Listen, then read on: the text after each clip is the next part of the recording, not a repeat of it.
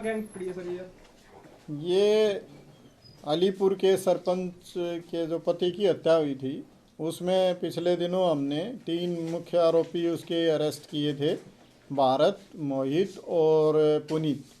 तो उनको police remand पे लिया था 6 दिन के लिए और 5 दिन के लिए।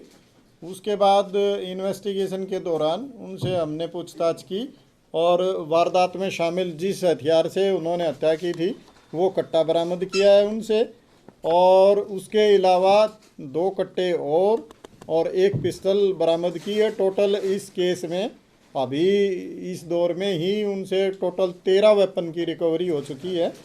और इसके अलावा उसमें प्रयोग 1 कारतूस और 1 डोंगल और 1 मोटरसाइकिल जो हत्या में प्रयोग की गई थी वो हमने बरामद की हैं। और इनकी पूछताछ से मैंने पहले भी बताया था कि कुछ और मर्डर 5-6 मर्डर और करने की फिराक में थे, उसके संबंध में जानकारी ली गई है। और जितने हथियार इनसे बरामद किए गए हैं, एक बार में 13 हथियार एक ही ग्रुप से इतनी जल्दी बरामद करना, इसका मतलब ये अपने उस मकसद में काफ़ी तैयारी के साथ आए हुए थे। और ये बात इस बात से साबित होती है। तो पुलिस ने काफ़ी मेहनत से काम करते हुए वो जो हत्याएं होनी थी उनको प्रिवेंट करने का काम किया है।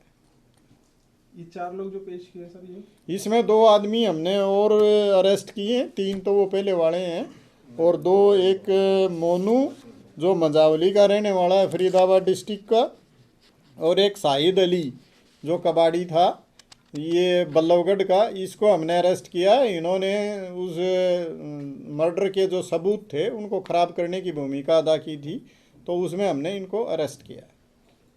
सर लगातार तीसरी ऐसी घटना है या तीसरा ऐसा गैंग है जिसके पास से इतनी भारी मात्रा में हथियार बरामद हुए, क्या समझते हैं सर?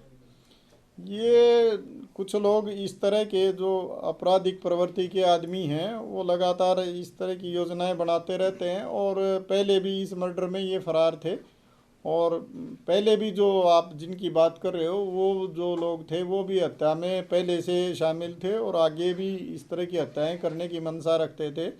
तो उनको हमने समय रहते हुए काम किया और उन हथियारों को बरामद किया ताकि वो आगे अपराध ना कर पाएँ। अब भी हमने यही काम किया है।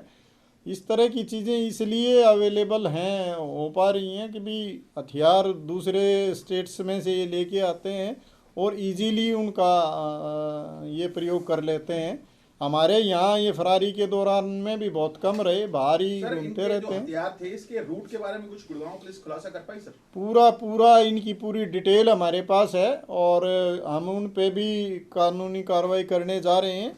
उस चीज़ को अभी मैं इसलिए डिस्क्लोज नहीं करना चाहता कि उनके अगेंस्ट अभी हमने कार्रवाई करनी है, लेकिन हमने पूरा रूट इनसे पता किया है और कहाँ से ये हथियार लेके आते हैं, कहाँ पे ये सारा इनके कॉन्टैक्ट्स हैं, और उनको सबको हम इस मामले में शामिल करेंगे।